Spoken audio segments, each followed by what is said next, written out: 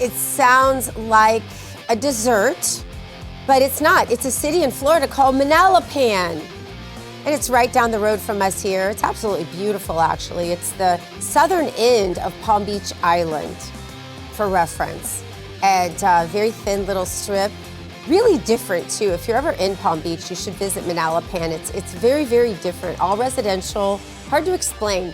Welcome back to American Sunrise. I'm Dr. Gina. Thank you for joining us. I don't know what that clamor was that they were playing in the background right now, but the song, I have a bone to pick with Terrence. The song, It Never Rains in Southern California, is a classic rock song from 1972, not by Tony. So now I've got my beef with David over pizza and my beef with Terrence over a song. But it is time for today's health news. It is sponsored by the Wellness Company. See, I do that when they're not on air with me, then they can't say anything. It's just like silence. No one's arguing, except they're belling me down. Under the microscope today, new breakthroughs in fighting cancer. In a major breakthrough that means I won, by the way. In a major breakthrough for cancer research, scientists in Japan have developed a tiny little delivery system that helps powerful antibodies reach hidden targets deep inside of cancer cells. This team created the new nano-carrier. It is made from polyphenols, natural compounds found in wine, and metal ions also. Now, this metaphenolic network allows antibodies to enter cancer cells and escape cellular traps called endosomes. This discovery, published in the Journal of Controlled Release, could pave the way for safer, more effective cancer therapies that target tumors without damaging healthy tissue. Very exciting. So much on the horizon in terms of cancer. I research it every day because my dog has cancer right now, and I'm trying to find that miracle cure that I know is out there. It's a new administration in Washington, D.C., and it's brought a lot of positive changes when it comes to fixing our broken healthcare system. The reality, though, there's only so much the government can do, and if we really want to make America healthy again, it's going to have to start at home with each of us, and that is where the Wellness Company comes in. You see and hear from their doctors all the time on this network. You know their products are the gold standard when it comes to keeping you safe and healthy.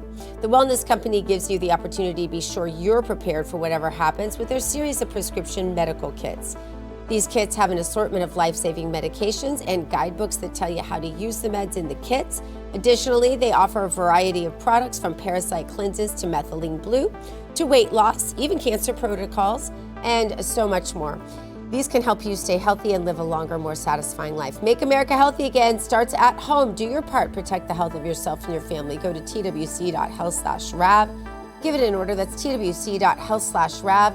Use the promo code RAV. It'll save you 10%. David Brody. Yes, it will. Sing it. You know, should I really sing it? Mm-hmm. There's really... Started off, 7. It never rains in Southern California. I can't.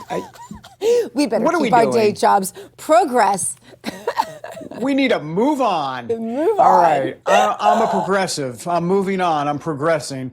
Now to the swamp, where even though the government shutdown is over, funding questions remain. So there's a government watchdog group, and they found that nearly 800,000 federal workers are pulling in six-figure salaries, and payroll for federal workers is outpacing its size. The organization is called OpenTheBooks. It tracks these matters closely, and it lays out how the federal workforce has gotten bigger and more secretive since 2020. Right now, by the way, we have nearly 2.9 million civil service workers. They make about $270 billion annually. For more, let's bring in the CEO of OpenTheBooks, John Hart. John, you're doing such important work there with your organization. Tell us more and why and what we need to understand going forward as to why this is so crucial to America writ large. Well, thanks for having me, David. Look, it's crucial because we've got a $39 trillion national debt.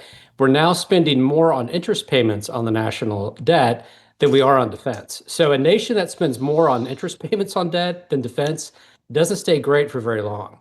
So we've got to get our really minds wrapped around the problem. And one of the indicators is that the federal workforce itself is growing far faster than the private sector. So we've shown that over the past 4 years, the federal payroll rose about 25%. Now that's 33% faster than the private sector.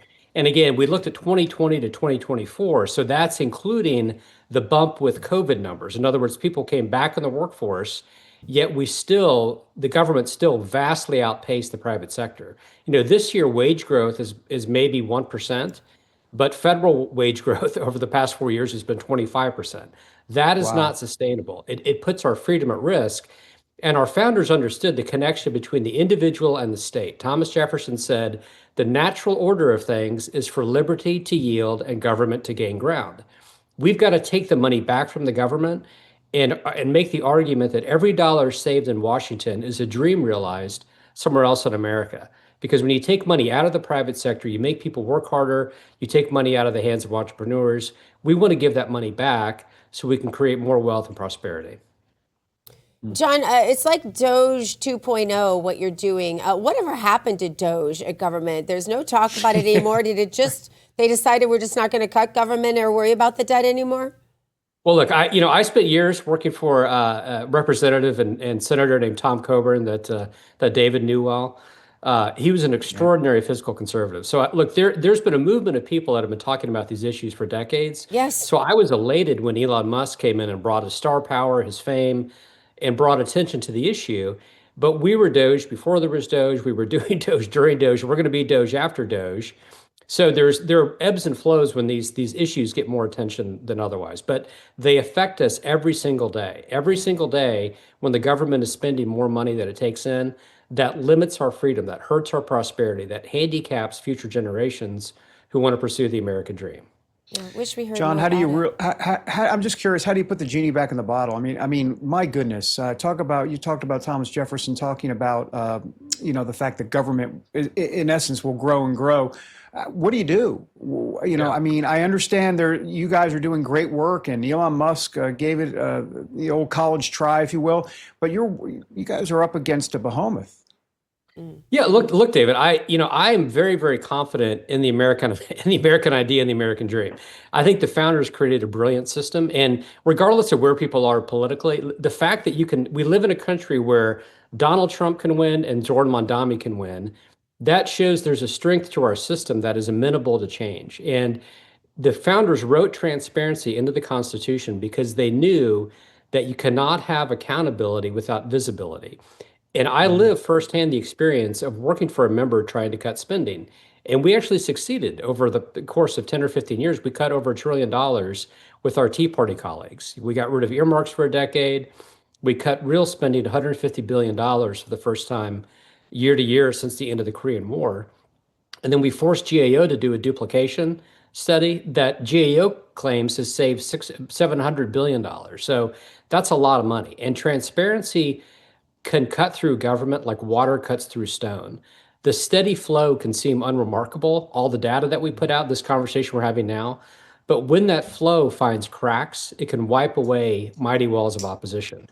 If you've ever had water problems in your house, you know what I'm talking about. I know what you're talking about. Transparency is a very, very powerful tool.